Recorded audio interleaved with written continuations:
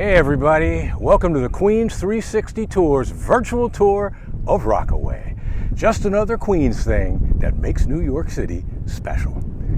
Now, honestly, I've been fascinated with Rockaway for a long time, ever since I fell asleep on the A train 43 years ago, in fact, after a party one night in Manhattan. Missed my stop in downtown Brooklyn and woke up when the train stopped between stations somewhere around Beach 50th, I think. I heard some seagulls, smelled salt air, and I woke up. Had just moved to New York. Knew that the city had a big waterfront, big ocean front. I'm thinking Coney Island, right? But where the hell was I that morning? Looked out the window, and there was this huge expanse of beach and beachfront land in front of me that looked like Nagasaki after the bomb. Stunned, I was completely stunned at what I saw. Now, I grew up near the ocean in Northern California, so the beach has always been a big thing, very important for me, right? So when I saw this from the window of the A train, right, I had two thoughts. The first thought was, wow, New York City's got a hell of a beach, right? But the second thought that I had was, what in God's name, what apocalyptic madness could have possibly happened here to cause this kind of devastation? I had to know. And since I love the beach and live in New York, and since I'm a tour guide, here's the story. And Rockaway is absolutely stunning for a whole lot of reasons, in fact. Turns out this place is all about superlatives. Longest urban beach in the country, birthplace of beach culture in this country, longest boardwalk, largest hotel in the world, and that Nagasaki thing. All kinds of stuff we're going to talk about today. So here we go. And we're going to start off here in Far Rockaway because this is where the tale begins. And as with everything else in this country, where it all began was with the native peoples, the Lenape, who had fished the bountiful bay and farmed the fertile land in what's now Far Rockaway forever. By the way, folks think that the name Rockaway is a corrupted version of the word Rekawaki, which in the native Lenape language means roughly our place. Kind of makes sense? So in this 1859 map, Far Rockaway is the part to the right, where you can see all the contemporary landowners' names written in. All the stuff to the left was uninhabited marshes and sand dunes back in the day. The good stuff in Far Rockaway was sold to English settlers in 1685, with a good chunk of it eventually ending up in the hands of one Richard Cornell, an ironmaster from the hamlet of Flushing, a few miles northwest of here, who had gotten wealthy from having purchased a license to sell liquor and firearms to the native peoples, apparently. And here's the agreement that celebrates Cornell's Rockaway transaction. A descendant of his ended up founding a little company called Western Union, as a matter of fact, and a university in upstate New York called Cornell. Now, in fact, Richard is still around in the neighborhood, though he's a little bit hard to find. In fact, where he is kind of a creepy visual metaphor for later events here in Rockaway. You got to go behind this building here, back behind the parking lot, a little bit back over here, and we walk through this little gate here, and here it is, the Cornell Family Cemetery, where Richard and generations of Cornells are buried. This place could use a little help.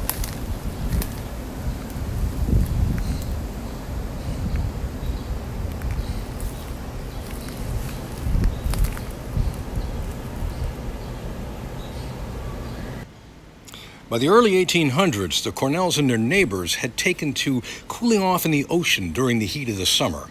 They called it ocean bathing. It was a whole new trendy wellness thing that was huge in Europe, and they brought it here. And it got so popular that the Cornells and some investor friends built something called the Marine Pavilion Hotel and Resort in 1833 on the site of the old Cornell family estate, Rockaway's first beach resort. Check it out. This building was longer than the White House, and it was also the most expensive hotel built in the country at the time. It was an instant hit, and Rockaway was hailed, along with upstate Saratoga, as one of the two most famous vacation spots in the country. Wealthy families built massive homes here, and by the middle of the 19th century, these had been joined by a number of swanky hotels catering to the city's elite. Astors, Vanderbilts, Walt Whitman, Washington Irving, Henry Wadsworth Longfellow, and all that literary crowd were frequent guests at the Marine Pavilion alone. A popular style of horse-drawn buggy, the Rockaway, reputedly got its name from this place. So with all this highbrow stuff happening in Far Rockaway, the vast tracts of land and marshes to the west, home to a few isolated fishermen's cabins and some rustic lodgings, eventually caught the attention of speculators and developers as Rockaway's buzz spread. Shortly after the Civil War, ferry service connected to a train line running through Brooklyn began from Canarsie to docks just west of where the Cross Bay Bridge is today, making it easier for more people, and specifically more middle and working class people, to get to Rockaway. A railroad extension from Far Rockaway was also constructed in 1872, and finally a line over Jamaica Bay was completed in 1880. Amusement parks with roller coasters and other rides, bars, dance halls, restaurants proliferated in the area. And by the turn of the 20th century, the seaside section from roughly Beach 95th to Beach 108th had been firmly established as Rockaway's entertainment district. As part of the speculative fever that hit development in booming Seaside, in the late 1870s, construction began on a 1,000-room monster of a hotel called the Imperial that was meant to be the signature establishment on the peninsula. A private railroad spur was constructed to serve the thing, what's now the A-Line branch that goes to Beach 116th. This hotel's beach frontage was 6 blocks long, and for the short time it stood here, it was far and away the largest hotel in the world. At the end of the day, though, only the exterior of the entire structure was ever completed, with the far wing at 106th Street, the only part completed and briefly opened.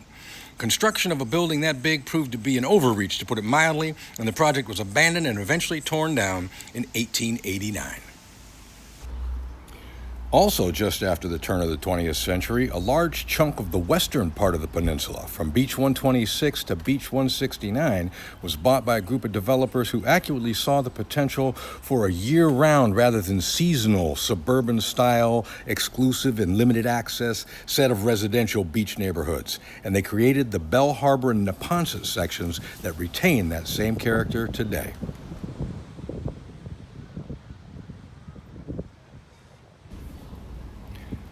West of them, where Reese Park was built in the early 30s as a more urban accessible alternative to Jones Beach on Long Island, was a naval airfield where the first transatlantic flight took off from in 1919. And west of Reese is Fort Tilden, a military coastal defense installation built for World War I and actively used until it became part of the National Park Service in the late 1970s. Around the turn of the century, the areas just west of Far Rockaway, newly developed as Edgemere and Arverne, began to fill in as well, with big hotels and attractive homes. And one major celebrity who visited left Rockaway with something that's been part of its culture ever since. That visitor was Duke Kahanamoku, native Hawaiian Olympic swimming champion and world record holder, and godfather and ambassador for the sport of surfing. He gave a swimming demonstration, and legend has it, a surfing demonstration as well, at what at the time were the excellent breaks at Beach 38th Street. Surfing has been a Rockaway staple ever since.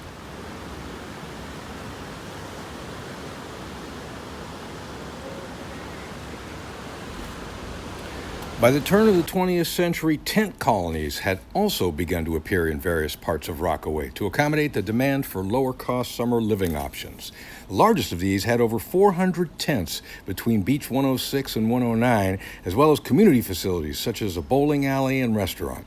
The tents were relatively substantial, heavy canvas fixed to platforms that could be deployed on the sand during the season and stored in bunkers during the winter.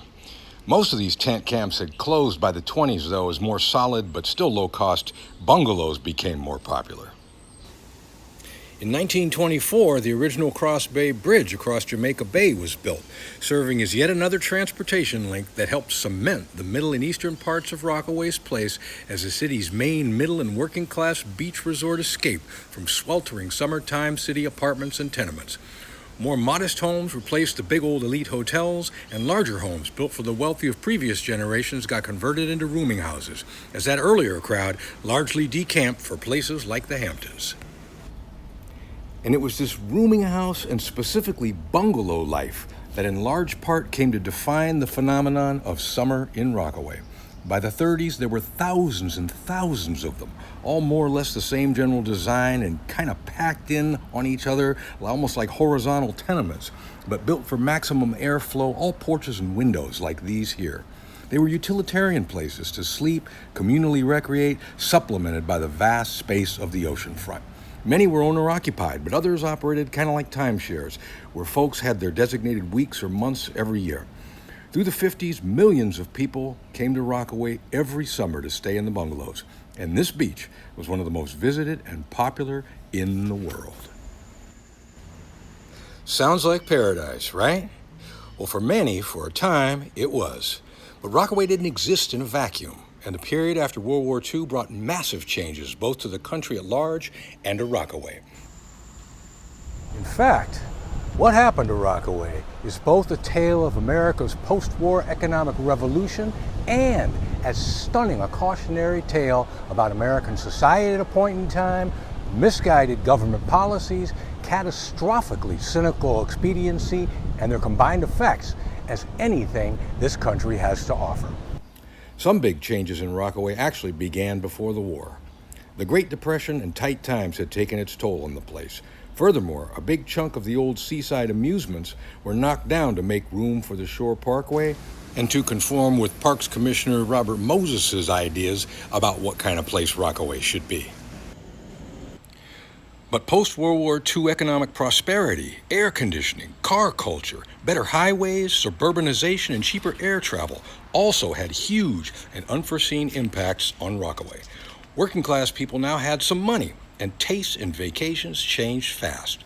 And with newer, more distant, and far less crowded vacation options now easily accessible, fewer and fewer people found Rockaway and its jam-packed old rooming houses and bungalows attractive. A fire in 1950 destroyed the train trestle over Jamaica Bay, and it wasn't repaired until 1956. That cut down visitors as well, and some landlords let their unrented properties fall into disrepair. At the same time after World War II, you had a severe housing shortage, with returning veterans starting families, and there was a boom in permanent residential construction in Rockaway, with people drawn by the suburbs-like setting in areas away from the beachfront. But you also had the introduction of government urban renewal and slum clearance initiatives in New York and other cities. Now, urban renewal was nominally meant to renew the old industrial cityscape, to get rid of ugly, old, run-down tenement neighborhoods built in central city areas for early waves of immigrant workers. But how it played out was also very much a reflection of a much bigger problem: American society's general unwillingness to incorporate the huge numbers of black folks who'd been fleeing the oppression and violence of the South and coming to northern cities for over a generation into the broader society. Constrained by systemic discrimination in jobs and housing, blacks, as well as poor Puerto Ricans who'd started migrating here in numbers in the 40s, had moved into these old tenements after the original inhabitants had moved on. And urban renewal was used not just to get rid of the shabby old buildings, but also explicitly to push out the people who now lived in them. Lincoln Center, for example, and all the schools and middle-class housing surrounding it was built on the ruins of the demolished San Juan Hill neighborhood, one of the largest black and Puerto Rican neighborhoods in the city at the time. There were slums in Rockaway, too, where low-paid black workers who'd been restricted to the oldest, most dilapidated housing lived.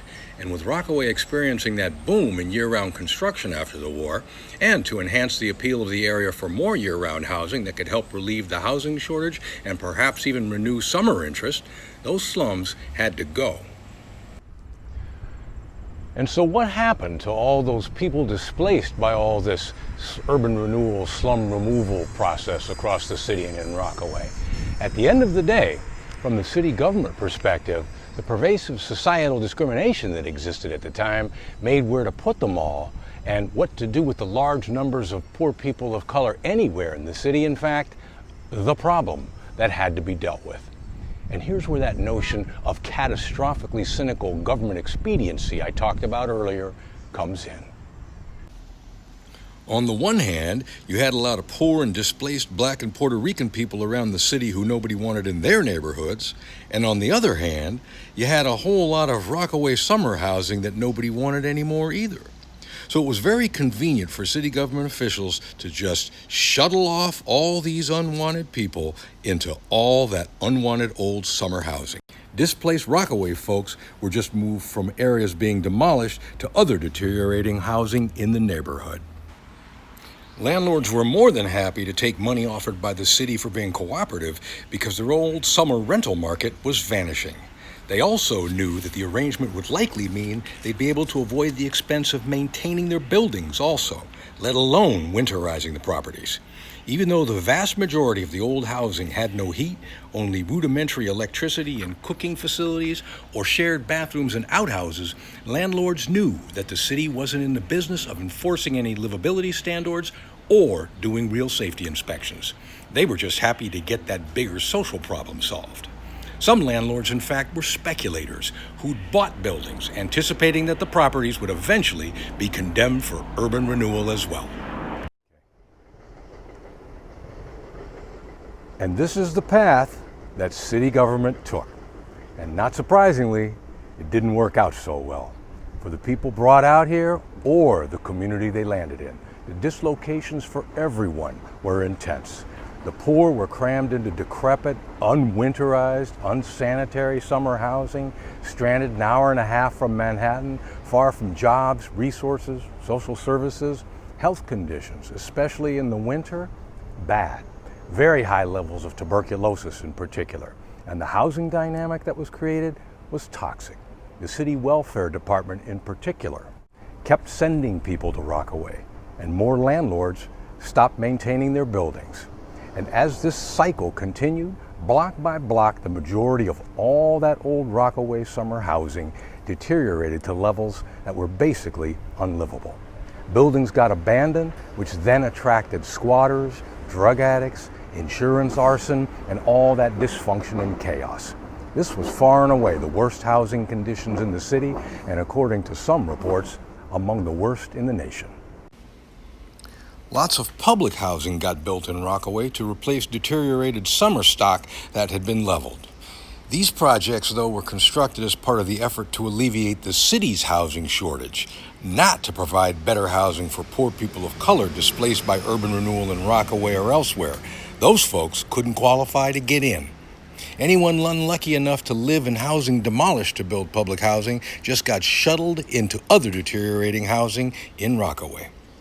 Eventually, the city did encourage the original public housing tenants to leave once their economic circumstances had improved, and they also eventually constructed more housing projects to get people out of the horrendous conditions in the old summer places. And this, of course, just further entrenched Rockaway's perception as a dumping ground for the disadvantaged poor. With less than 1% of Queens' population, Rockaway eventually ended up with over 50% of the borough's housing projects. More old summer housing got demolished and replaced by subsidized middle-class housing. Most of the other big buildings you can see that dot the landscape all over Rockaway. And so, to finally end the terrible living conditions and the cycle of deterioration that had consumed so much of Rockaway, in 1969, the city bulldozed 310 acres of the old summer places, almost all that was left of them. You can see what happened in the before and after aerial images of Edgemere and Arverne here.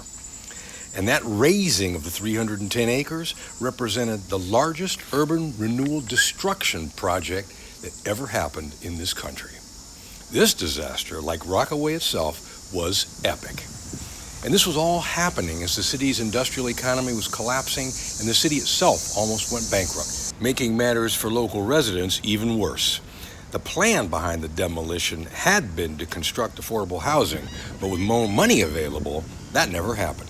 Residents in the demolished buildings, they either found space in public housing nearby or just drifted away. What was left of Playland, the last of the Rockaway amusement parks at Beach 98th Street, closed in 1985 and was demolished soon thereafter. And save for a few pockets of bungalows and their residents here and there, in a symbolic sense, that was really the end of the line for the long, storied 150-year-plus history of summer resort Rockaway, once one of the most famous vacation spots in the country. And that 310 acres sat vacant for nearly 40 years. Kind of hard to comprehend, considering what an incredible resource it is.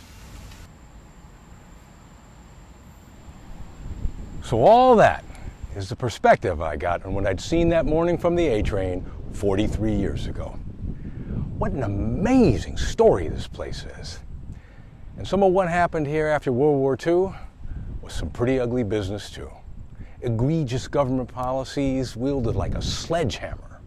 But fact is that almost impossible to wrap your head around near nuclear scale of the destruction that took place here and the unconscionable living conditions that poor people of color endured here for years was really driven by that much bigger American societal problem.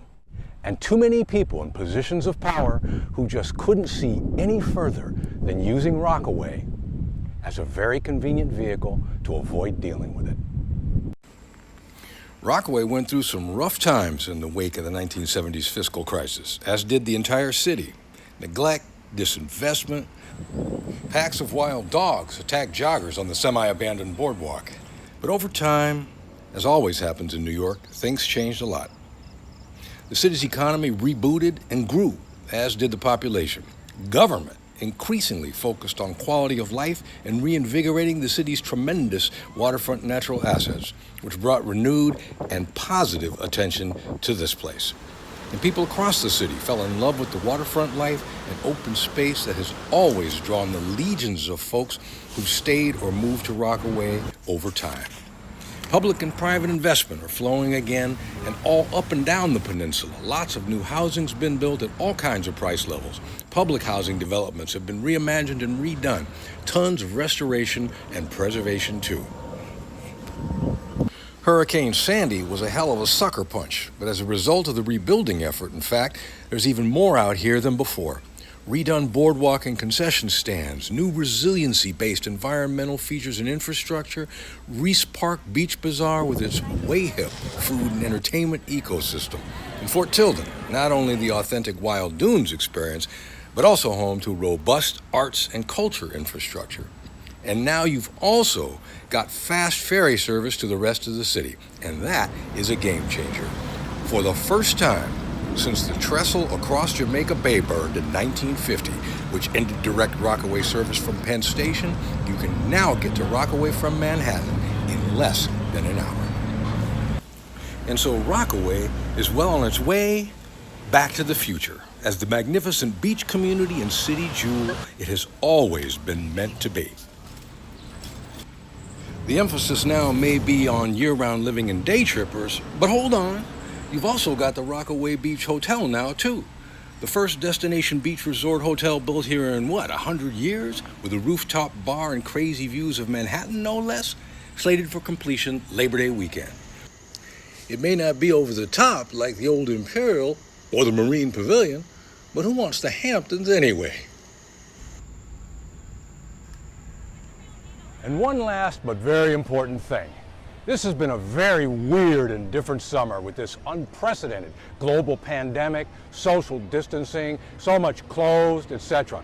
But because big stuff like this inevitably spurs thought, and because the same social justice issues that existed after World War II are so front and center now, it's probably not a bad time to think about what happened here back then after World War II, why it happened, and the scary scale of it. Hopefully, that'll help us all keep top of mind just how destructive things like institutionalized discrimination, bad policy, self-serving expediency, and miserable government responses to big challenges can be. Because we can see how it played out here. And the thing is, here in 2020, we have some pretty epic challenges too. And this coronavirus business is just one of them. Hope you enjoyed the tour, and stay tuned for the next adventure.